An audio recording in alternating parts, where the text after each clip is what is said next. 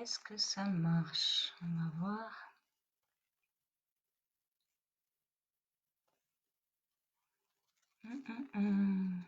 Oui, paraît-il que ça marche. Bonjour, bonjour. Est-ce que je suis seule ici ou est-ce qu'il y a quelqu'un? Je vais attendre un tout petit peu. Voilà, là je vois il y a un petit œil qui apparaît. Ça veut dire qu'il y a peut-être quelqu'un qui regarde. Si vous êtes là, si quelqu'un est là, faites-moi un signe. Dites-moi si vous m'entendez, si vous me voyez bien, si la connexion est bonne, pour que je sache que ça fonctionne. Et même si on est pas nombreux, je vais vous, je vais vous proposer la thématique que j'ai annoncée. Comment stabiliser un état de bien-être et le maintenir. Donc faites-moi un signe, s'il vous plaît, si vous me voyez. Bonjour Christelle. Est-ce que tu m'entends? Est-ce que vous m'entendez? Est-ce que vous me voyez bien?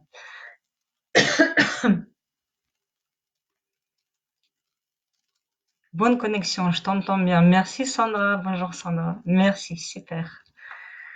Bon, bah alors, ravie de vous retrouver ici. J'ai beaucoup aimé proposer un live la dernière fois. Voilà, la connexion est très chouette. Vraiment cette connexion de présence. Voilà, super. Merci, merci Catherine. Bonjour. Alors, donc déjà, si vous pouvez me dire si le rythme est bon, en fait, si vous arrivez à pratiquer. En ce moment, j'essaie de proposer au moins 2 séances par semaine et des pratiques énergétiques aussi, une conférence. Super, merci. Donc, est-ce que le rythme est bon? Est-ce que vous arrivez à pratiquer? Est-ce que ça vous va? Est-ce que c'est trop rapide? J'aimerais bien avoir déjà un retour sur ça de votre part avant de vous proposer le reste. Et en attendant, je vais retrouver en fait la question qui m'a été posée et par rapport à laquelle justement j'ai proposé cette conférence.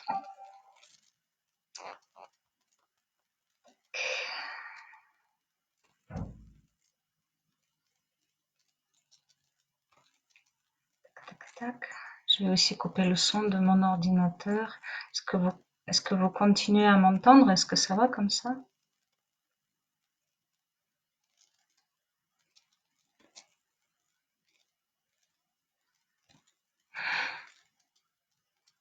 Bon, ben, en attendant que vous rédigez peut-être des réponses, peut-être vous n'avez pas envie de répondre, peut-être vous dites, ah bon, il y a 2 séances par semaine, je savais pas, j'ai pas vu tout ça. Et je pense aller vraiment dans la thématique de notre webinaire. Et puis après, si vous voulez poser des questions, bah, ça sera un espace pour ça. Donc pourquoi déjà j'ai proposé ce thème, à stabiliser un état de bien-être. Euh, il y a quelque temps, j'ai reçu un commentaire de la part d'Isabelle, donc qui dit, je vais vous citer ce qu'elle dit, parce qu'elle décrit vraiment très bien un chemin qu'on peut, ou un état qu'on peut ressentir, un chemin qu'on voudrait suivre et ces questionnements qui me paraissent vraiment pertinents.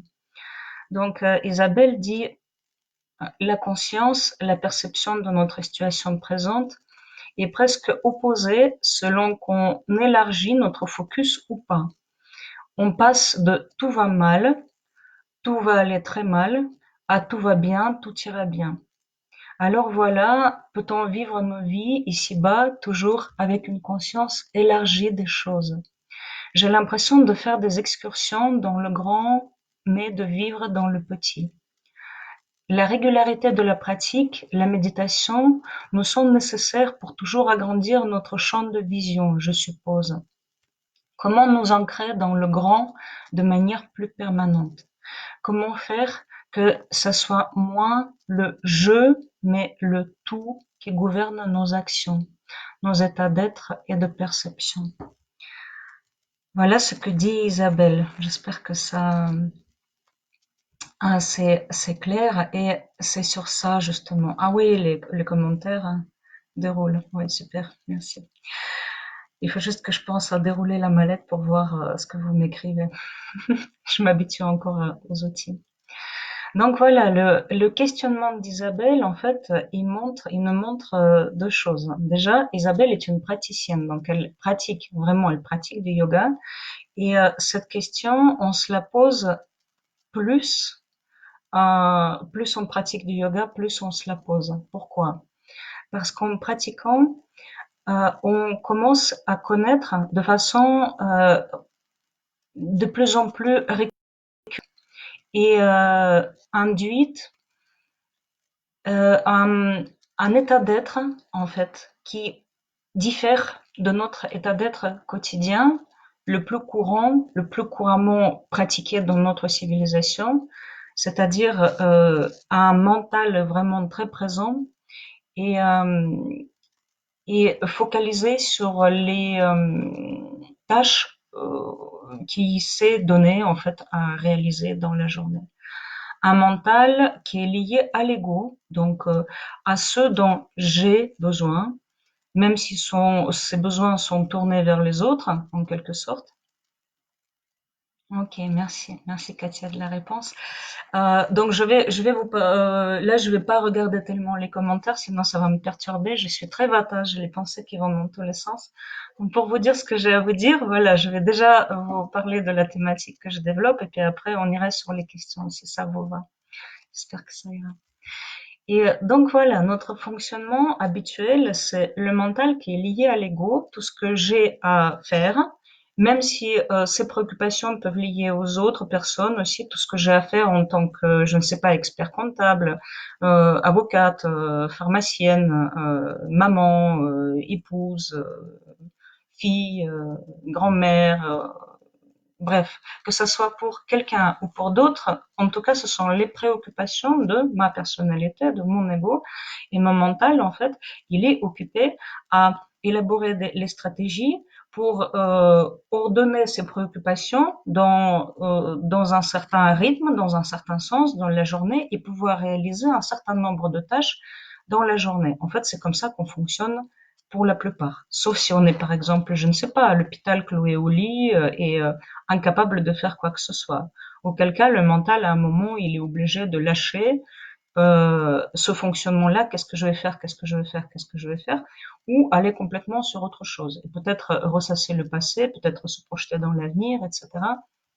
De toute façon, le mental, il se trouvera toujours de quoi s'occuper. Ou si on est par exemple en vacances et on a conditionné à ce moment-là son mental pour être plus détendu. Et même il y a des gens par exemple qui sont très structurés, ils sont plutôt à tendance en Ayurveda, on dit Pitta. Pitta c'est le feu. Donc en fait c'est vraiment la clarté, la structure. Ils aiment bien vraiment structurer, ordonner des choses, même en vacances. Ah, alors super, on se réveille à 7h30. Après, on va faire un footing matinal pour lequel on n'a jamais le temps quand on est au boulot. Après, on va prendre le petit-déj, la douche. Après le petit-déj à 9h30 et pas à 9h35. Et après, on va faire, je ne sais pas, un tour de vélo. Après, on va faire les courses. Après, on va faire ceci. Après, on va faire cela. Donc, ils occupent leur mental comme ça. Mais en tout cas, c'est vraiment notre fonctionnement habituel, c'est ça. Et en fait, c'est un fonctionnement, on va dire, qui limite notre perception. C'est comme si on était vraiment, on avait des œillères, et c'est absolument super pour réaliser vraiment des tâches concrètes. Parce que sinon, autrement, vous regardez à droite, vous regardez à gauche, vous n'êtes absolument pas capable de surveiller cette ratatouille qui cuit sur le feu. Donc, c'est pour faire une bonne ratatouille, il faudra que vous puissiez regarder ce que vous êtes en train de faire. Mais en tout cas, pour avoir une perception plus large de l'espace, euh, plus sensible des autres et s'inscrire plus dans la cohérence du monde, ce mental-là, il n'est absolument pas capable de le faire. Donc, ce qu'on fait avec les pratiques que le yoga propose, que le qigong propose, que la musique propose, que la danse propose et la créativité de toutes sortes, c'est d'élargir justement son espace de perception et de passer notre perception de nous, de cet ego étroit et complètement focalisé sur cette tâche, à au soi comme une partie du grand tout, voire quand cet espace est vraiment élargi, comme au grand tout. À partir du moment où on passe dans cette perception de vraiment de soi comme le grand tout, on a une façon d'être qui est complètement différente du monde.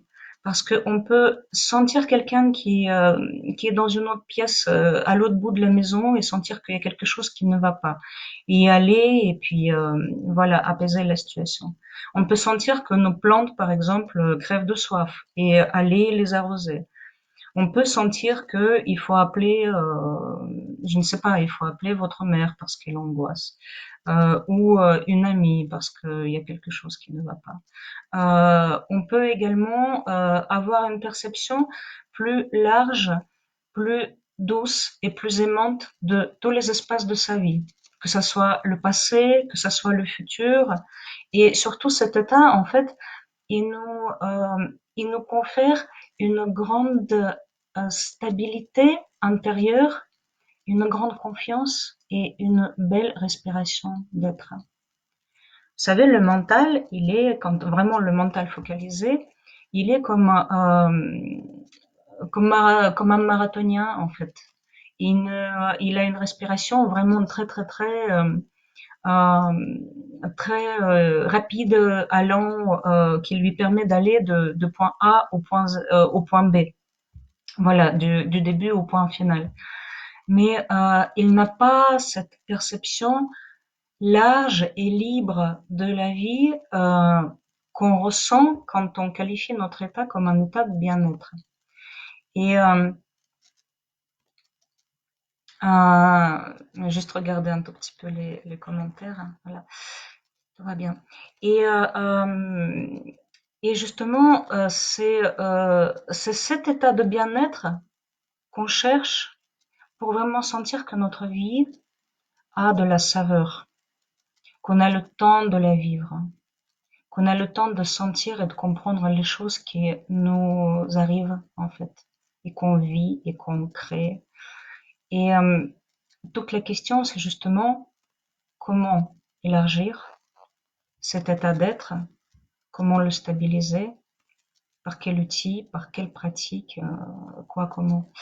Est-ce que vous pouvez juste me dire si vous me suivez, si c'est clair ce que je suis en train de dire, si c'est pertinent pour vous, ce découpage-là, parce qu'on peut vraiment y aller par plein de différentes façons.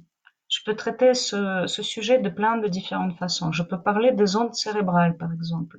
Les ondes de θ, delta, alpha, bêta, gamma. Euh, je peux utiliser un autre langage, mais est-ce que le questionnement est pertinent pour vous, en fait? Donc voilà, j'attends, j'attends vos retours sur ça, si c'est clair comment j'exprime cette information, si je peux aller plus loin. Ça peut être chouette. Est-ce que vous êtes là? En attendant, je lis vos commentaires. Super, Christelle, merci beaucoup. Génial. Hmm, génial. Ok. Oui, vraiment très clair, très intéressant. Merci, merci Sandra. Donc, écoutez, je continue. Alors, avant de dire qu'est-ce qu'on peut faire, en fait, je vais juste vous parler de ma démarche. Merci Katia, de comment moi j'aborde les choses. Parce qu'il y a plusieurs façons d'aborder les choses. Et pour vous proposer une grille de lecture, pour que vous compreniez quelles sont ces façons, je vais utiliser les termes du féminin sacré, d'une part, et le terme de la spiritualité plus du type yang. Parce qu'en fait, il y a vraiment deux types d'aborder cette question. Comment je peux passer d'un état très étroit, très étriqué, à un état plus élargi. Et depuis la nuit des temps, les gens cherchent à répondre à cette question. Et en fait, hommes et les femmes n'ont pas la même perception du problème et n'ont pas la même perception des solutions. C'est pour ça qu'on peut parler de la vraiment spiritualité masculine du type yang, telle qu'elle se présente dans le yoga classique, notamment le yoga classique de Patanjali, qui est vraiment notre père du yoga en quelque sorte. D'autre part, ce qu'on appelle maintenant le courant du féminin sacré. Dites-moi si c'est OK pour vous, si je parle du féminin sacré, qui c'est qui connaît cette histoire, etc. Mais je vais vous présenter de toute façon les deux courants. J'espère que vous avez vu mon webinaire, merci Catherine, mon webinaire sur le yin et le yang. Parce que ça, c'est vraiment la base de tout. Et pour moi, c'est la base de mon travail. Parce que, en fait, il y a deux façons donc de pouvoir aborder cette problématique de comment on peut passer d'un état étroit à un état élargi. Dans la spiritualité, ok, super. Dans la spiritualité du type yang, on dit, voilà, ok, Christelle, ben, je vais parler du féminin sacré aussi, de ce que c'est. Dans la spiritualité du type yang, tel que ça se présente par exemple dans le yoga, dans la plupart aussi des courants religieux monothéistes, donc des courants religieux actuels, c'est tout ça, c'est la spiritualité du type yang, qui dit, voilà, tu as la matière et tu as aussi l'esprit. L'esprit représente quelque chose de pur, de large, de vaste, c'est ta véritable demeure. C'est de là où tu viens, c'est là où tu dois aller. Et c'est ton but, en fait, quand on est vraiment sur le chemin spirituel, ton but, c'est d'aller rejoindre ton esprit, d'aller rejoindre ta source. Et comment est-ce que tu vas y aller? Ben, tu vas en fait dealer avec ta matière. Les chemins ensuite sont divers et variés. Donc, soit tu vas te couper de ta matière. Dans certains courants religieux, on va, et vous le savez, hein, on vient de la culture chrétienne pour la plupart, on va vraiment meurtrir la chair pour qu'elle se taise, pour qu'elle nous lâche la paix et pour qu'on puisse aller vraiment de façon ascensionnelle rejoindre notre source. Ou on va la purifier. Voilà, comme si c'était quelque chose de complètement vraiment sale. La matière, de toute façon, pour la spiritualité yang, purement yang, c'est quelque chose euh, c'est quelque chose de trop éloigné de l'esprit, justement. Soit c'est quelque chose de sale, soit c'est quelque chose de pas suffisamment fiable, parce que vous savez, la matière, ça change tout le temps. Si vous prenez par exemple une pomme, une véritable pomme, pas qui est couverte par de la cire et gorgée de pesticides divers et variés. Celle-là, vous pouvez la laisser sur votre table. Un an plus tard, ça sera exactement la même chose. Vous pouvez imaginer quelque chose de vivant qui ne bouge pas. Au bout d'un an, c'est pas possible. Une vraie pomme ou une vraie banane, je ne sais pas, peu importe. Un morceau de steak, si vous n'êtes pas végétarienne, végétarien. Vous le laissez, au bout de 3 jours, ça commence à être pas si chouette que ça, en fait.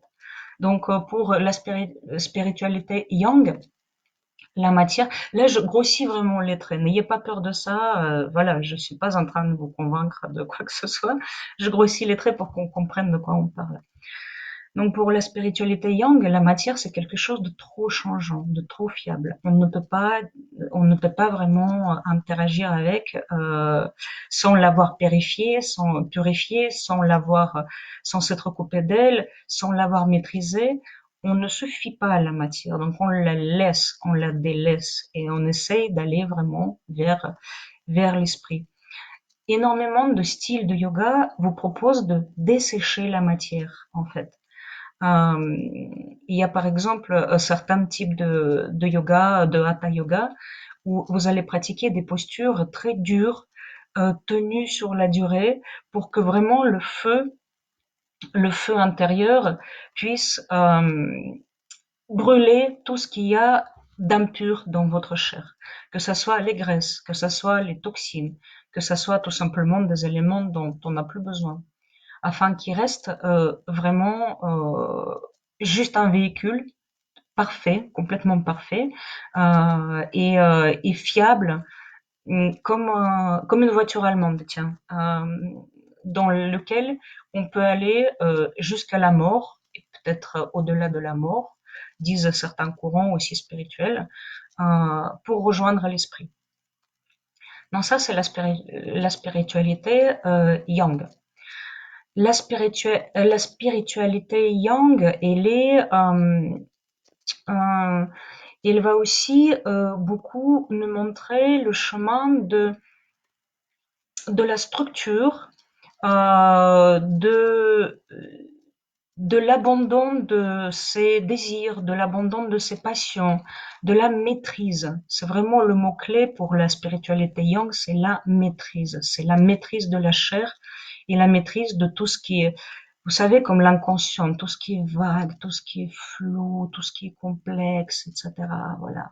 La maîtrise de tout ça qu'on cherche à avoir, en fait. Tout ce qui nous éloigne, encore une fois, de l'esprit et qui nous tire dans les abîmes divers et variés, très sombres et très complexes, où on ne veut pas aller.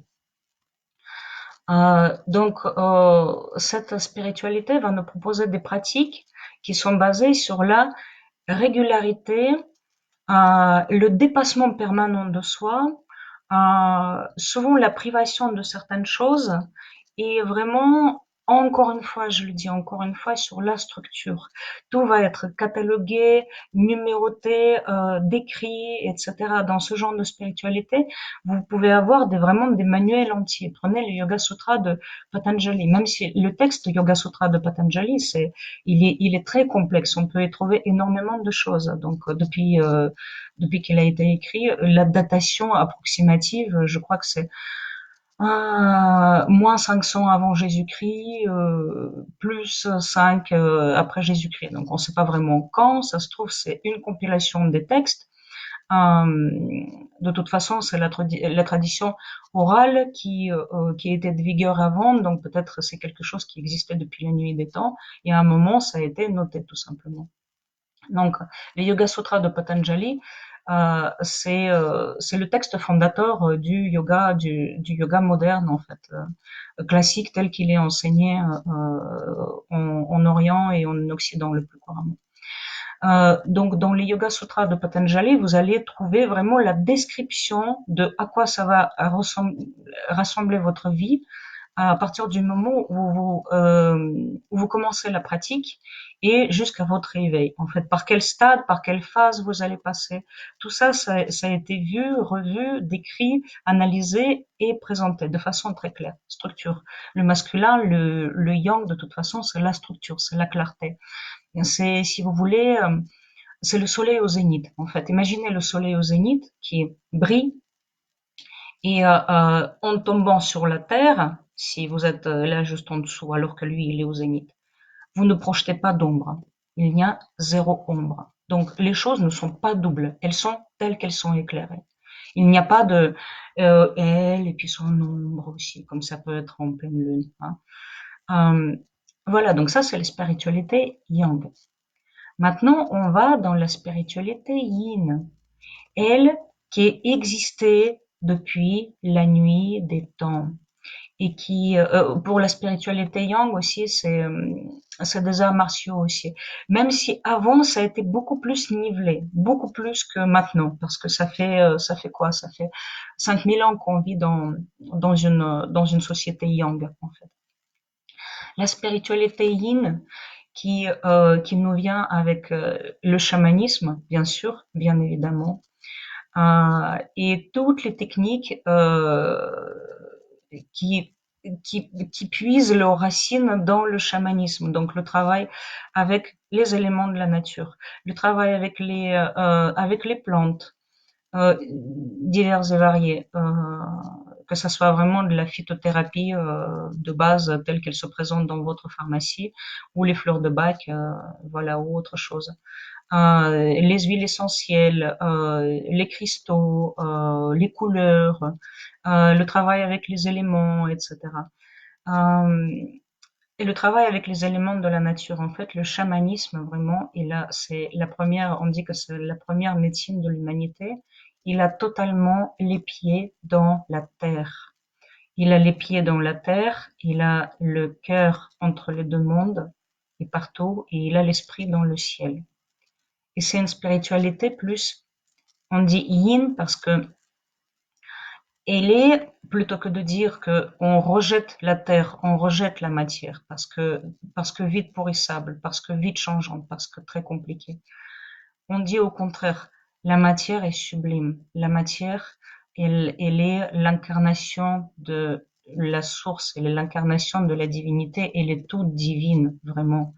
À partir des les premiers organismes les plus simples et aux organismes les plus complexes. Et en fait, on travaille avec vraiment l'infinie sagesse de la matière, dans laquelle tout est interconnecté et tout est cyclique. Et ce qu'on appelle maintenant le féminin sacré, c'est un courant qui est né curieusement du féminisme. Voilà. Donc, les femmes qui se, c'est drôle, hein, c'est vraiment très très drôle l'histoire. Donc les femmes qui se rasaient la tête et ne se rasaient pas les jambes et les autres parties, qui s'habillaient avec des vêtements d'hommes et qui disaient on veut l'égalité. Et à partir de là, vous imaginez en fait la continuité. Naît un autre type de spiritualité, les femmes qui commencent à se découvrir, donc c'est les années, on parle vraiment féminin sacré, on parle des années 70, hein. Donc c'est vraiment les post-féministes. On commence à se découvrir et puis à se dire tiens, peut-être la matière elle n'est pas complètement à rejeter. Déjà, attends, on va pas rejeter la matière parce que tu te rends compte, c'est de la matière qu'on vient tous. Donc la spiritualité masculine qui avait relégué vraiment les femmes à l'état des sous-êtres pendant des siècles et des siècles, à un moment la femme dit je ne suis pas un sous-être, regarde ce que je suis capable de faire. Je prends ta graine et puis je la mûris à l'intérieur de moi. Et après c'est un être vivant comme toi qui vient. Regarde comme elle est incroyable la matière dont je suis faite. Et la femme incarne la matière en quelque sorte, avec son côté changeant, très lunaire, lié au cycle de la lune, avec nos énergies changeantes au fil du mois quand on est réglé, avec des changements absolument extraordinaires qu'on va vivre dans notre corps, qu'on est maman ou pas, et si on est maman, encore plus de changements extraordinaires et qui peuvent être vraiment et qui sont bouleversantes. Et cette sensation en nous qu'on incarne vraiment tous les mois, que la vie se renouvelle toujours, qu'elle a une cohérence infinie, qu'elle se renouvelle toujours et qu'elle est énormément liée à tout le contraire de ce que dit la spiritualité masculine. Elle n'est pas liée à la maîtrise. Tout au contraire, il y a une espèce de sagesse intrinsèque diffuse dans toute sa structure qui euh, qui fait de sorte que les choses s'articulent d'elles-mêmes de façon harmonieuse.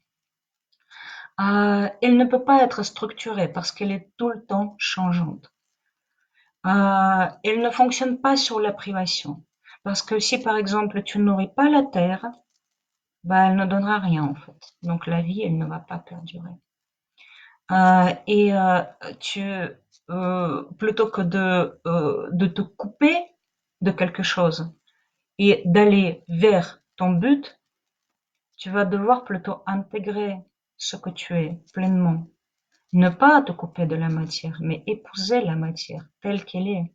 Vraiment l'embrasser totalement avec tout ton être pour comprendre qui tu es. Déjà, pourquoi tu es venu. Parce que si l'esprit était si intelligent, si l'esprit est si intelligent, si puissant, si pur, si éternel, si immuable, à quoi ça servirait de venir s'incarner dans la matière qui est impure? Donc il y a peut-être une sagesse infinie là-dedans. Comment est-ce qu'on peut aller là-dedans? Et la spiritualité féminine, elle parle finalement de tout ça. Donc le féminin sacré, il parle de tout ça.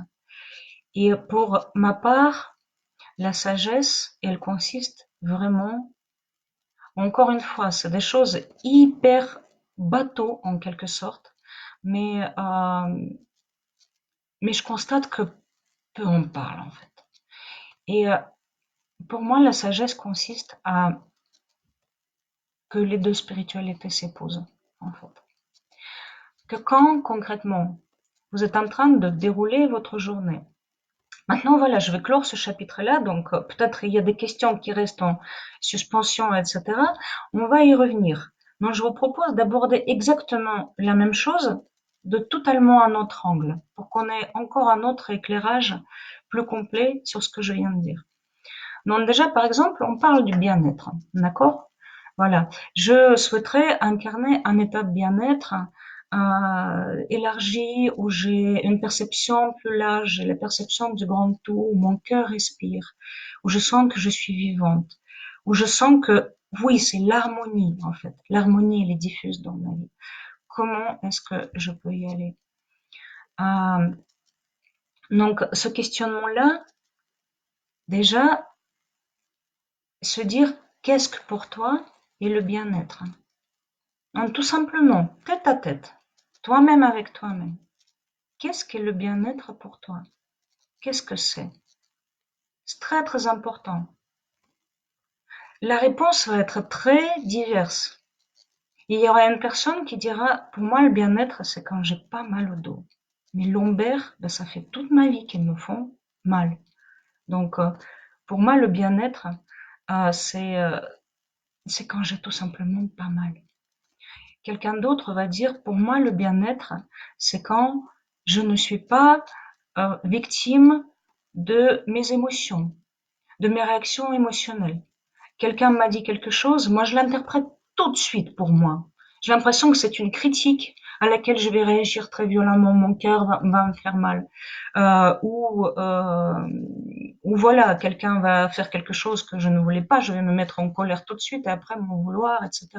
Pour moi, le bien-être, c'est que je n'ai pas de, je ne suis pas soumise à ces émotions. Quelqu'un d'autre va répondre, pour moi, le bien-être, c'est quand je peux créer. Quand vraiment, par exemple, je ne sais pas, je suis écrivain, ou je suis artiste, peintre, ou je suis danseuse, et quand tout simplement, toute cette harmonie du monde que je ressens, je peux librement la coucher sur papier, sur la terre, sur la toile, où je peux créer. Pour moi, c'est ça l'état de bien-être. Quelqu'un d'autre va dire, pour moi, un état de bien-être, c'est vraiment une forte concentration intellectuelle. Quand je suis capable de traduire en simultané une conférence de 3 heures sans me fatiguer. Voilà, dans mon ancienne vie, je suis traductrice, pas interprète, mais traductrice. Mais en tout cas, j'ai déjà fait de l'interprétariat, c'est un état absolument extraordinaire. Quand on entend quelqu'un parler et on ouvre la bouche et il y a blablabla qui sort en fait dans une autre langue, c'est absolument fabuleux. Qu'est-ce que c'est pour toi déjà un état de bien-être? Et tu vas définir tes outils en fonction de ça. Et à chaque fois, ça c'est la première étape. Qu'est-ce que c'est le bien-être pour moi? Deuxième étape, c'est en fait comment tu vas progresser. C'est l'observation. C'est à partir du moment où tu as défini cet état de bien-être, tout ce que tu vas faire dans la journée, tu prends un laps de temps d'une journée. Excusez-moi, je vais boire un peu d'eau.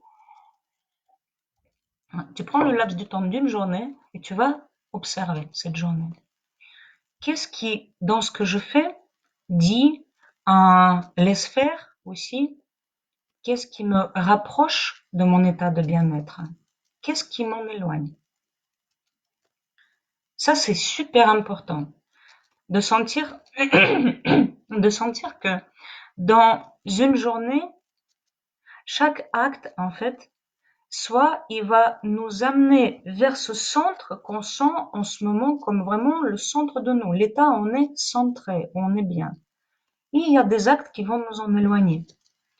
Et évidemment, on va chercher à réduire les actes qui nous en éloignent. Si par exemple, je ne sais pas, ce qui vous éloigne de votre bien-être, c'est le fait de regarder la télé et les infos à la télé, regardez pas les infos à la télé. C'est aussi bête que ça.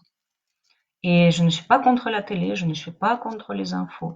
Mais si vous sentez que quelque chose, une action qui n'est pas nécessaire pour votre survie ou la survie de quelqu'un d'autre, vous éloigne de votre centre et de votre taux vibratoire qui vous convient, ne le faites pas, tout simplement. Si par exemple, encore une fois, je ne sais pas, je fume. Et je sens que quand je fume, en fait, bah, ça m'éloigne, ça me rend nerveuse, ça m'éloigne de la vibration initiale. Le fais pas. Ne le fais pas. Définis ton objectif. Qu'est-ce que tu veux atteindre? Ça, c'est, si vous êtes là, vous pouvez me dire quel type de démarche c'est. Démarche yang ou démarche yin? Démarche masculine ou démarche féminine? Si c'est pas bon, ne le fais pas. Zappe, abandonne, passe à autre chose. Choisis quelque chose d'autre. Si vous êtes là, dites-moi, est-ce que c'est la spiritualité yang qui propose ça ou la spiritualité yin? Question pour un champion. Je vais attendre un tout petit peu. Et bon, en attendant, je vais continuer quand même parce que le temps passe. Donc ça, c'est la deuxième chose.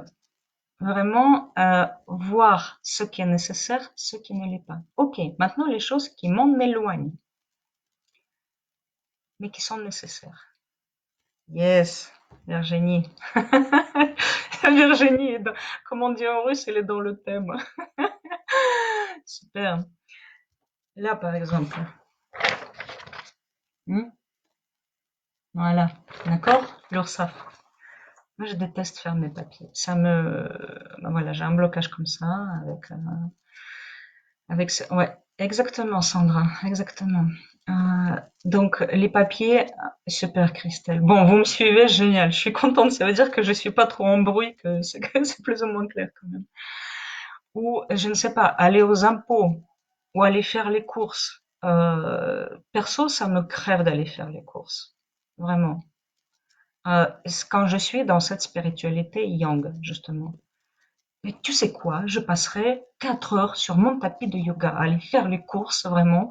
Ça ne m'intéresse pas, ça me rapproche pas de mon évolution. Bordel, pourquoi je dois faire les courses? Ok?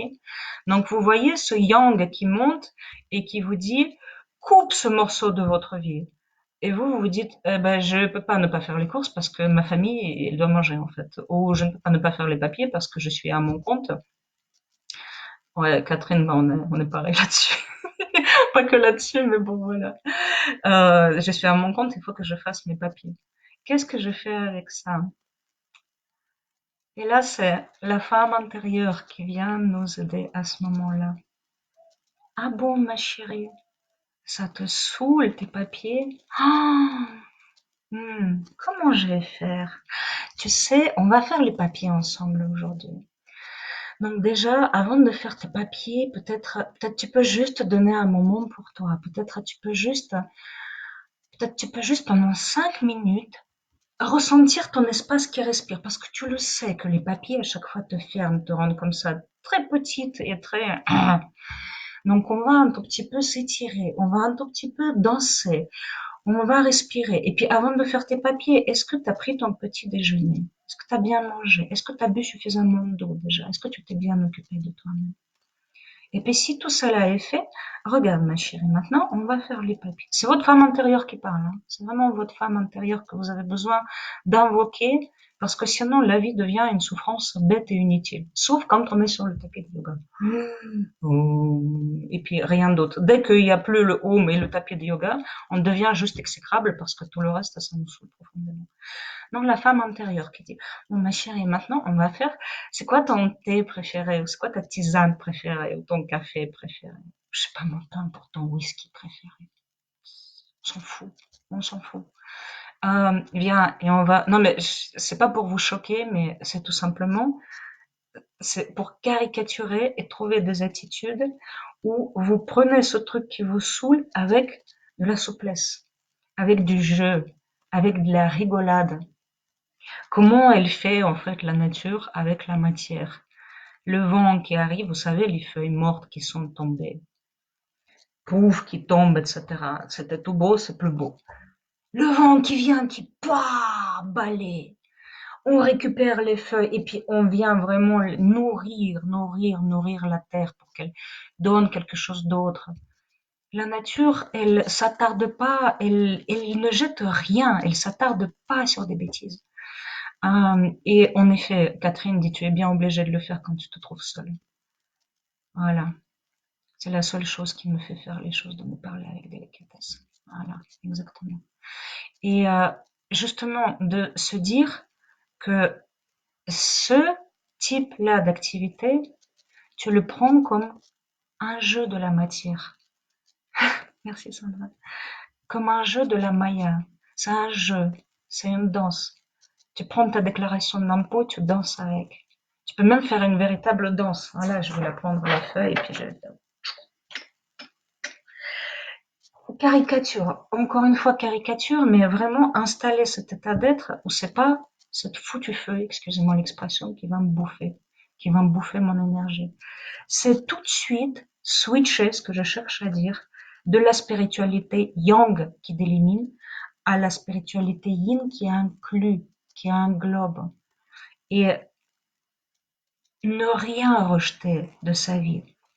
Parce que les minutes que vous allez remplir votre déclaration d'impôt, ou les minutes que vous allez passer dans le magasin, ou faire quelque chose qui vous saoule, ça fait partie de la saveur de votre vie, de quelque chose dont vous pouvez prendre de la saveur. Et quand je vais faire les courses, du coup, plutôt que de me dire, bon, je vais vite les faire, et puis après, je sais pas, aller regarder la montagne pendant des heures et des heures. Ah, ça me fait du bien, mon âme fatiguée. Je vais tout simplement être en amour avec tout ce que j'achète. Voilà, je vais prendre ces produits, je vais les sentir. Je vais sentir cette salade, je vais sentir ce pot de yaourt si tu manges les produits laitiers. Je vais sentir même cette viande si tu manges de la viande. De sentir que c'est un être vivant qui m'a donné la vie. Et c'est très chamanique ça. Et je vais vraiment me réapproprier sa force ensuite. Il a couru en fait, je le remerciais pour ce sacrifice. Voilà. Si tu manges de la viande, c'est important de remercier pour ce sacrifice. Il faut pas que ça soit choquant. Si tu ne manges pas de la viande, remercier les plantes, remercier les légumes, remercier les céréales, tout ça. Et rentre, voilà, exactement. Christelle dit vivre en pleine présence. Exactement. Le féminin, en fait, il fait quoi? Il rentre en relation. Vous voyez, là, j'ai l'impression d'être un séminaire sur le féminin sacré et d'être vraiment très très proche dans mon programme sur le féminin sacré, mais c'est chouette de comprendre ça. Le sexe féminin, il est fait comment en fait? Il est fait en forme d'accueil. En fait, on accueille vraiment. Et c'est accueillir la vie en toi. De toute façon, tu fais partie en fait, tu es en chair et tu fais partie de ce monde et tu fais partie de cette société. Donc, si tu vas tout rejeter en bloc, tu vas perdre énormément de force. Ça sert à rien, dit la spiritualité féminine, de perdre de la force et puis ensuite d'aller sur ton tapis pendant des heures et des heures et des heures pour de nouveau retrouver la force. Ne sois pas bête, dit la spiritualité féminine. Reçois, prends et élabore comme fait la terre, vraiment. Tout ce qui fait partie de ta vie, ça c'est le tantra, hein. Tout ce qui fait partie de ta vie, de bête, de méchant, de sale, de chiant, nettoyer les toilettes, peu importe, bah c'est sacré en fait. C'est un acte sacré comme d'autres, dit la spiritualité féminine. Donc je reviens au thème de mon webinaire. À partir du moment où il y a quelque chose euh, qui t'éloigne de la vibration de ton propre être, vois si c'est à couper et à jeter ou si c'est à intégrer. Et la sagesse, elle consiste vraiment à cela, à séparer, comment on dit, le bon grain de j'ai oublié comment ça se prononce en français. C'est pas ma langue maternelle, je suis désolée, mais bon, vous m'avez compris. Voilà. Donc, décide si tu jettes ou si tu intègres. C'est simple. Mais vraiment avoir ces deux démarches, yin et yang. Le yang, il est magnifique. Le yin, il est magnifique. Le yang tout seul, c'est une catastrophe. Le yin tout seul, c'est une catastrophe aussi. C'est pas si chouette que ça. Et sur le chemin spirituel, justement, quand on cherche à élargir notre état d'être et le stabiliser, c'est les deux. C'est papa et maman. Quand il faut consoler, c'est maman. Quand il faut consolider et donner vraiment du répondant, c'est papa. Vous voyez les deux, famille complète. Donc retrouvez en vous la famille complète, même si vous n'avez pas grandi dans une famille complète, même si la vôtre n'a pas été chouette, etc. On a heureusement en nous ces archétypes encodés en quelque sorte. Donc si par exemple cette approche-là vous parle, vous pouvez à chaque fois où il y a une décision yang ou yin qui se présente à vous, faire consciemment appel à l'archétype concerné comme une superbe maman, vraiment Panchamama, voilà, qui vous confère sa sagesse, ou comme le papa absolu qui vous donne de la lumière, de la structure, qui vous donne cette épée qui permet vraiment de trancher et de dire non, ça plus jamais quelqu'un lèvera la main sur moi, plus jamais. Vous voyez, les deux sont vraiment nécessaires dans la vie. Et euh, en fait, c'est tout aimé avec tout son cœur. Oui, complètement. Ouais. Catherine dit, c'est très très beau. C'est tout aimer avec tout son cœur. Et le fait de dire non aussi, ça fait partie de tout aimer avec tout son cœur. C'est un non qui est vraiment posé au moment juste, avec toute la justesse intérieure, peut vous soigner d'avoir subi quelque chose, vous préserver de subir quelque chose, et à la fois recadrer quelqu'un en face de vous qui a besoin de recadrage, qui vient chercher ça en fait auprès de vous. Si vous êtes capable de dire non vraiment, dites non quand le non est juste. Ça fait partie des actes d'amour. Ça c'est ça c'est un enseignement vraiment fondamental. Et pour revenir justement à tout ce qui est vraiment le yoga et la pratique, ça c'est encore une fois l'enseignement du féminin sacré. Vous savez, la spiritualité yang nous dit que après avoir, encore une fois, je schématise, hein, je grossis les traits, mais c'est quand même vrai, qu'après avoir nettoyé, purifié et tout, etc., on arrive à un état absolu. Et que, en fait, les dénivelés différents sur le chemin de cet état, ce n'est pas encore cet état. C'est acceptable, mais c'est pas très bien. Ce qu'on cherche, c'est vraiment l'état, c'est le but qu'on cherche, c'est pas le chemin. La spiritualité yin nous dit, tu sais, toutes tes étapes sont tout aussi précieuses que ton but final, parce que c'est le tout. Donc, je dirais même que c'est la spiritualité en quelque sorte intégrative, qui permet à chaque fois de vraiment franchir les étapes, mais d'accepter le fait qu'on est tout le temps en chemin.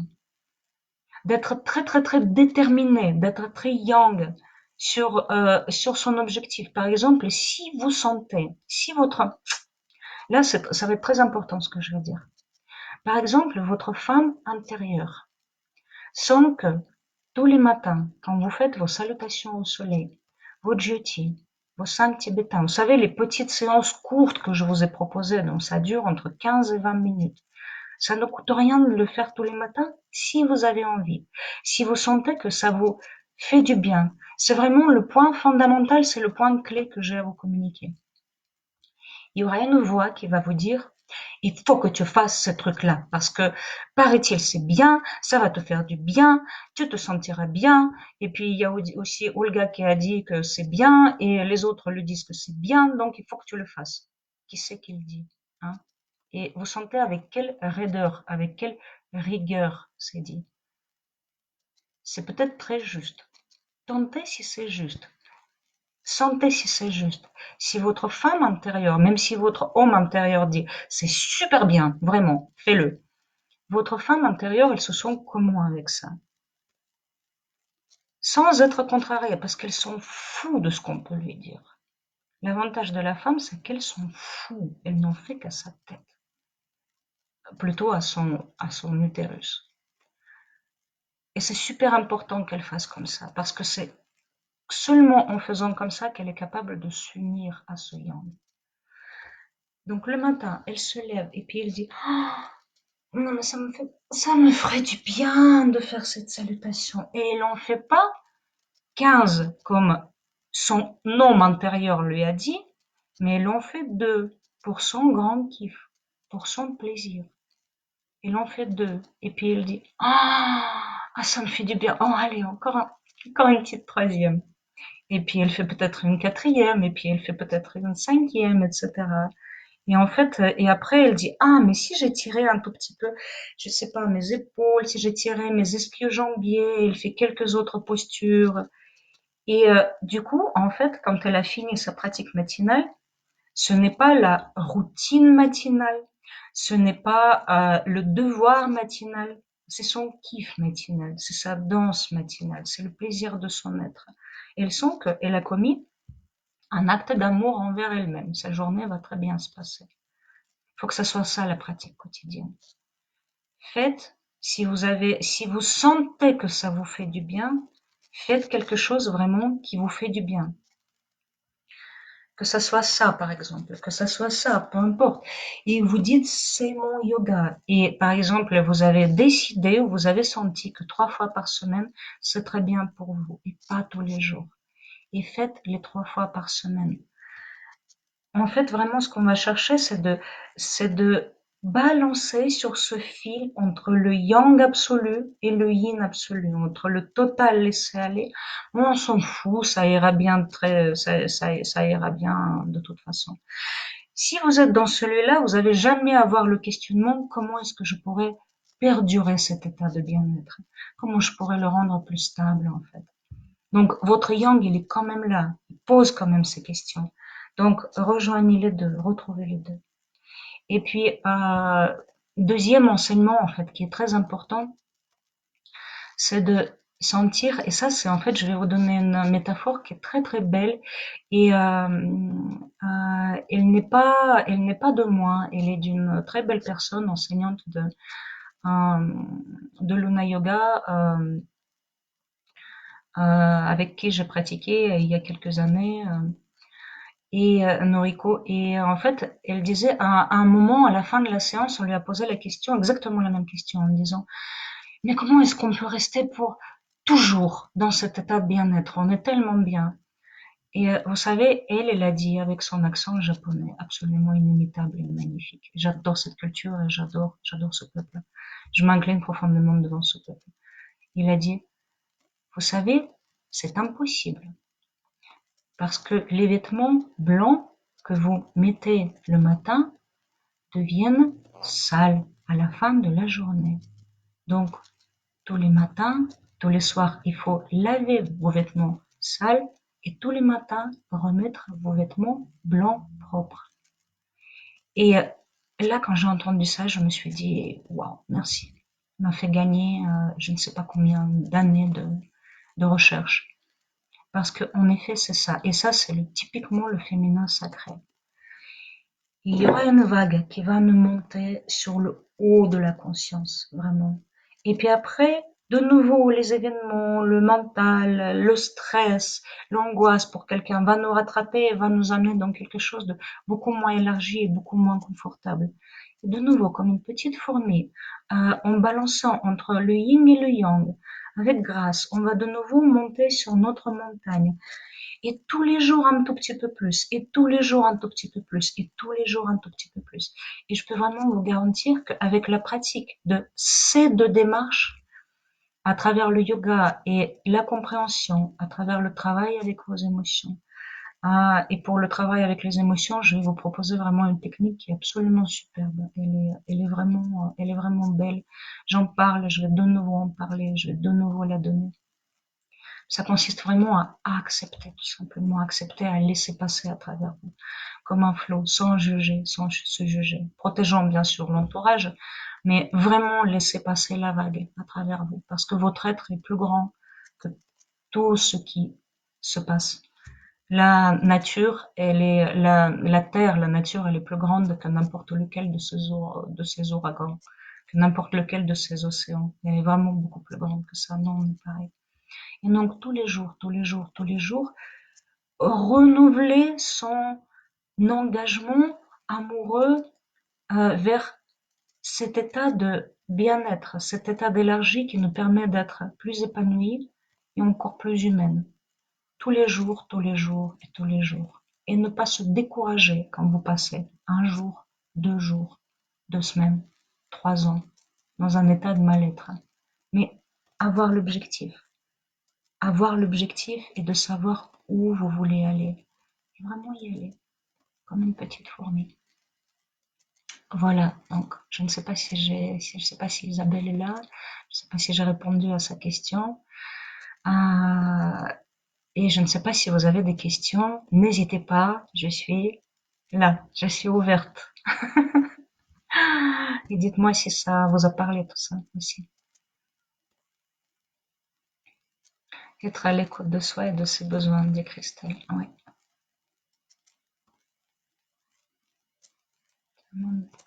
Oui, je suis entièrement d'accord. Ne pas s'accrocher, laisser passer comme des nuages sans jugement. Exactement, Christelle. Oui, exactement.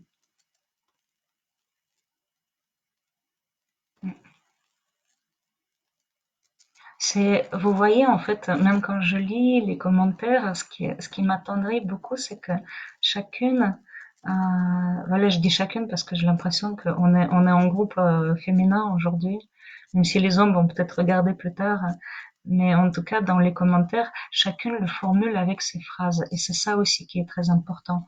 C'est de, peut-être, si vous avez compris là quelque part, euh, c'est de le reformuler avec vos phrases qui vous parlent à vous, qui vous permettent d'éclore cette fleur de la non-dualité, plutôt de l'union du masculin et du féminin, et de, et de dire, ah mais en fait, tout est outil, je suis pleine d'outils. Gaëlle, merci, ça me parle aussi beaucoup, le fait d'accepter et vivre pleinement ses émotions sans s'y identifier, car nous sommes beaucoup plus, comme tu le dis si bien. Merci Gaëlle. Oui, oui, tout à fait. C'est c'est une technique qui est vraiment extraordinaire et vraiment elle mérite que j'en parle plus longuement, mais en quelque sorte maintenant je me dis avec j'ai 41 ans et depuis toute ma vie je suis sur le mieux-être. Voilà. Parce que j'ai eu la chance d'avoir connu beaucoup de souffrances émotionnelles et physiques dans ma vie. Donc vraiment, je le dis, j'ai de la chance parce que ça donne un chemin absolument extraordinaire. On est obligé de s'en sortir. On est obligé de chercher des outils. Et les outils, j'en ai testé plein. Et pour moi, en tout cas, cette méthode j'oublie toujours le nom de son auteur. Il est docteur américain. C'est la méthode Surrender. Je vais vous marquer ça dans les commentaires. Mais j'en parle de toute façon. Voilà, c'est ce qui marche le mieux pour moi et ça a un effet guérisseur absolument incroyable. C'était très clair et profond. Merci. Écouter son rythme, respecter sa nature et la nature de l'autre. Voilà, merci Virginie. Tu le formules aussi très très bellement. J'adore. C'est ça en fait qu'il faut faire, le formuler avec ces mots. En tout cas, mon corps a compris l'importance de faire ce yoga régulièrement, dit Catherine. Ouais, super. Ben, c'est vraiment ça en fait que je voulais induire avec ce groupe. Au début, qui était un groupe, voilà, maintenant qui est devenu une école, c'est de donner un outil de mieux-être de façon à la fois yang dans les pratiques, vous savez, et yin dans la façon de le pratiquer, la façon de le sentir. C'est vraiment ça mon but. Un petit partage, si ça peut vous intéresser, pendant qu'il y a peut-être d'autres questions qui arrivent, un petit partage. Si je parle de tout ça, c'est parce que ce chemin-là, je l'ai parcouru moi-même. Moi, je pratique le yoga depuis 2004. Depuis 2004. Et au début, j'ai senti énormément de bien par le yoga et après, j'ai appris que pour que ce bien-être perdure, bon, c'était une autre façon finalement de me dire que tes vêtements blancs, bah, il faut les laver tous les jours. Euh, il faudra que je pratique régulièrement. Et ma structure par rapport à mon passé, par rapport à qui je suis, est complètement opposée à toutes sortes de contraintes. C'est comme un handicap pour moi, mais en même temps qui m'a donné des ailes, qui m'a permis d'être indépendante. Mais en tout cas, je supporte pas les contraintes. Et c'est une contrainte nécessaire que je me suis imposée et pendant des années, je pratiquais tous les jours, tous les jours, tous les jours, tous les jours, mais très souvent en souffrant énormément parce que je n'écoutais pas mes rythmes, parce que je m'obligeais, parce que j'étais dans l'acte de violence par rapport à moi-même, même si c'était très bien ce que je me donnais. C'est comme si, par exemple, vous donnez quelque chose de très bon à manger à quelqu'un, mais qui ne, c'est même pas qu'il a pas faim, c'est bon, ça sera bon pour lui, mais il le veut pas à ce moment-là. C'est pas le moment. Et il m'a manqué vraiment cette jonction entre la nécessité et l'amour. Et après la naissance de ma fille, donc j'ai pratiqué vraiment jusqu'à la naissance de ma fille et quelques mois plus tard.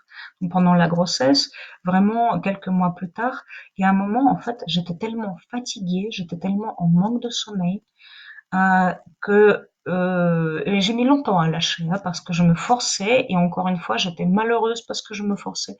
J'ai culpabilisé parce que je me rendais malheureuse. Enfin, bref, truc long et compliqué, quoi. Et à un moment, je me suis dit, mais en fait, je croyais que l'acte de m'offrir des séances quotidiennes était un acte d'amour, mais là, j'ai l'impression que c'est un acte de viol de moi-même. Donc, j'arrête. Je vais me témoigner de l'amour par ne pas me forcer. Et j'ai continué à pratiquer d'autres formes de yoga différemment, celles qui me plaisaient, celles qui étaient nécessaires pour moi. Et c'est comme ça que je pouvais vraiment me ressourcer en tant que maman qui manquait de sommeil et qui était complètement exténuée. Et pendant à peu près un an et demi, je n'ai pas du tout pratiqué. C'est-à-dire que j'ai fait de temps en temps, surtout quand je venais dans la formation de mon professeur, Michel Lefebvre, et je me disais, oh, comme ça fait du bien, mon Dieu, il faudra que je pratique encore une fois tous les jours. Mais il y avait quelque chose à l'intérieur de moi qui me disait, non, coco, pas tous les jours, pas comme ça. J'arrivais pas à m'en sortir de ce schmilblick. Euh, et c'est vraiment quand j'ai compris que chaque mouvement de ce corps, euh, qui n'est pas nécessaire à la gestion du quotidien, à la gestion de ma fille ou quoi que ce soit, chaque mouvement de ce corps, que ce soit du yoga ou de la danse, peut être vraiment libre pour moi et peut être vraiment un plaisir que j'ai recommencé à pratiquer. Maintenant, je pratique régulièrement parce que je ne peux pas m'en passer. Et je peux vous dire, je pratique avec ma fille sur le ventre, je pratique avec ma fille à côté du tapis, en train de lire des livres, voilà, ou en train de taper sur mon tambour, ou en train de jouer, de parler avec ses peluches, etc. Et ça ne me coupe pas d'elle et ça ne me perturbe pas et ça me permet de rester dans cet état de yoga. Et avec elle, ça se passe très bien parce qu'au début, quand j'étais dans le forcing, vraiment forçage, je me mettais sur le tapis et je me disais, oh, j'espère que j'aurai un moment tranquille, etc. pour pratiquer mon yoga parce que là, j'ai vraiment besoin d'être dans cet espace de connexion et très très loin de toute cette vie, etc. qui me fatigue et qui me pompe et dans laquelle j'aimerais tellement être plus présente. Mais là, je ne suis pas du tout, bref. Donc, énormément de violence intérieure dans cette pratique qui est très belle en soi. Et là, ma fille, je peux vous dire, elle était toute bébé, elle était ce qu'on appelle infernale. Donc, ce qu'elle faisait, c'est elle appelait maman, elle commençait à tomber, elle avait soif, elle avait faim, elle avait fait caca et tout. Bref, elle faisait tout ce que fait un enfant quand il sent que l'adulte avec lui n'est pas centré. Donc, l'enfant qui sent que vous n'êtes pas centré, il va vous jusqu'au bout pour que vous puissiez vraiment vous centrer et être dans la présence, dans le cœur, dans le mieux-être. Et là, quand vous êtes dans le cœur, ils sont en grande confiance à côté de vous. Et il va jouer, il va faire ce truc, etc. Il va être vraiment cool, quoi, complètement cool. Vous pouvez faire tout ce que vous voulez. C'est vraiment important d'être centré, d'être dans le cœur. Et le cœur, ben, c'est vraiment l'amour qui l'amène. C'est oui, ça me fait du bien, oui, c'est chouette, oui, c'est beau. Donc voilà, un petit partage comme ça. Est-ce que vous avez d'autres questions? C'est souvent dans le lâcher prise que la solution arrive. Ouais, c'est juste Christine. Ouais, ouais, exactement. C'est aussi une grande introspection de soi pour mieux se connaître et pourquoi nous agissons ainsi. Une fois découvert, il est plus facile de lâcher et avancer et d'avancer autrement. Oui, Christelle aussi est dans le thème, je vois. Ça me fait vraiment plaisir la profondeur de vos commentaires et cette compréhension. Est-ce que vous avez des questions par rapport à, ben, par rapport déjà au sujet qu'on a abordé, par rapport à d'autres choses. Pour moi, en fait, ces conférences en vidéo, bon là, je voulais vraiment vous proposer une thématique, mais c'est aussi des moments de rencontre avec vous et tout simplement disponible pour vous en live et de répondre à vos questions si jamais il y en a, même si je suis tout le temps sur le groupe et j'essaie de ne louper aucun commentaire. Voilà, d'être vraiment avec vous et vous accompagner dans cette démarche. Donc, j'attends encore un tout petit peu et puis s'il n'y a pas de questions, on va se dire au revoir. Attends, je lis ce que dit Virginie. Merci encore Olga, je dois filer m'occuper de mes, de mes petits anges. Ouais. Comme je suis d'accord avec ce que tu dis. Dès que je suis fatiguée, pas en phase, mes enfants me font miroir, ils m'obligent à me recentrer pour les sécuriser. Je file, à bientôt. À bientôt Virginie, merci beaucoup. Merci pour ton commentaire. En fait, ce que je me posais comme question au niveau de la régularité, tu l'as abordé, c'est juste pour moi. Yes, super Catherine, super. Je suis vraiment contente parce que cette question de la régularité, elle est fondamentale. C'est ton corps qui te le dit, c'est ton cœur qui te le dit, et, euh, et c'est l'attitude aimante des deux, de ne forcer personne en fait. Tu sais, c'est comme l'université. Merci beaucoup. Ben, merci pour ce que vous me donnez aussi. Et c'est vraiment comme l'université de nous. Je ne sais pas si vous savez, j'avais une connaissance qui était, je connais pas très bien cette organisation, mais j'avais une connaissance qui était dans l'université de nous. Et elle me disait que leur façon de gérer, par exemple, les négociations était la suivante. Ça se trouve, ça existe ailleurs, hein, j'en sais rien. Peut-être je vous apprends rien, mais rester à la table des négociations jusqu'à ce qu'on trouve la solution idéale pour tout le monde, pour que tout le monde puisse dire, OK, ça me convient. Donc, c'est pareil, en fait. Pour ton corps et pour ton cœur, qu'est-ce qui est le mieux?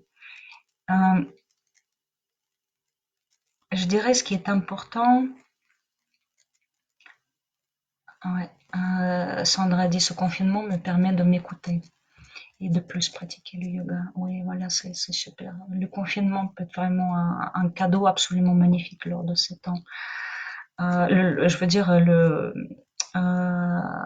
cette façon de vivre le confinement est un cadeau absolument magnifique parce que on peut vraiment se reconnecter à sa respiration propre, sa cadence propre et sentir ce qui est plus juste pour nous. Et oui, je voulais vous parler d'un truc. Bon, ça va me revenir peut-être. Oui, par rapport à la régularité. Euh, En fait, je dirais ce qui est important, c'est la votre fidélité en fait, la permanence de votre engagement, qui peut se traduire par plein de différentes formes. Si par exemple aujourd'hui je n'ai pas le temps de faire du yoga, mais si ce moment de reconnexion à moi-même me manque, je peux le retrouver en coupant les carottes, en faisant ma soupe, en faisant autre chose. Peut-être en restant tout simplement, si vous avez, je ne sais pas, 5 enfants, dont 2 jumeaux, en allant aux toilettes à un moment, et puis juste en restant 5 minutes, en respirant pour vous-même. Et ça peut être aussi une façon d'être régulière. Un sujet que j'aimerais aborder serait comment dissiper les pressions dans le corps, qu'elles soient hormonales ou mentales. Dit Virginie, bise. Les pressions dans le corps.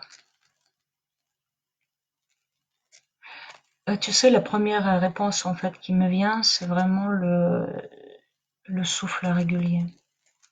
De réguler ton souffle et de revenir vers le souffle conscient. Parce que les pressions, en quelque sorte, enfin, c'est ce que tu appelles les pressions, j'imagine, c'est les tensions aussi. Pour imaginer leur cours, en fait, voilà, il y a quelque chose qui arrive trop fort, qui peut pas passer, pouf, ça se bloque. Et puis après, à un moment, ça lâche, ça se débloque, et de nouveau, ça passe trop fort. Le souffle, en fait, il régule. Déjà, le souffle, vous savez, le souffle yogique, par le nez, il nettoie le mental, le physique, le psychique. Il nous permet d'avoir un fonctionnement plus régulier. Même si en tant que femme, en tant qu'être humain, en tant qu'homme, on peut être soumis au rythme et aux variations diverses et variées. Mais ce souffle, il va rester vraiment comme nos ailes en quelque sorte, même si le vent nous descend et nous monte, mais on reste toujours déployé. C'est ça ce qui fait le souffle. Merci de tout cœur de ce partage, de ces mots qui résonnent en moi. Merci. Merci Christelle. Merci à toi aussi. Répondre à ses propres besoins de façon à se sentir bien pour ensuite être disponible pour autrui. Ouais, exactement. Super. Ouais, je vois en fait ce que tu écris, c'est vraiment comme des flashs comme ça de compréhension et d'ouverture. Et c'est très bellement formulé. Bon, ben écoutez, s'il n'y a pas d'autres questions, je reste de toute façon, voilà, disponible sur le groupe. Catherine qui dit, c'est un cadeau pour tous, merci à la mère Terre. Et moi, je me fixe sur une partie de mon corps pour lui envoyer de la lumière. Et je me pose quelques minutes et vraiment vivre l'instant présent sur cette partie. Oui, oui, oui, oui, exactement, exactement. Mm. Et aussi même le vivre si vous avez la possibilité de sortir et de vous mettre par terre ou d'enlever peut-être vos chaussures et de sentir la terre sous les plantes des pieds. Ça peut être ça aussi, une pratique quotidienne. Écoutez, bon, ça fait déjà 1h12 qu'on est ensemble, donc s'il n'y a pas d'autres questions, je vais vous souhaiter vraiment une bonne après-midi, une très très bonne pratique. N'hésitez pas à me faire part de ce que vous vivez, de ce que vous ressentez, de ce que vous aimerez. Et puis, dans le sondage que j'ai proposé il y a quelque temps, il y avait quelques thématiques qui sont venues, donc je vais les développer dans les prochains cours. Voilà, c'est pour vous dire que je vous entends. Merci beaucoup, prenez soin de vous, trouvez votre mariage entre le féminin et le masculin dans cette ouverture au mieux-être et à la véritable dimension de vous. Et encore merci, merci beaucoup. Namasté, prenez soin de vous.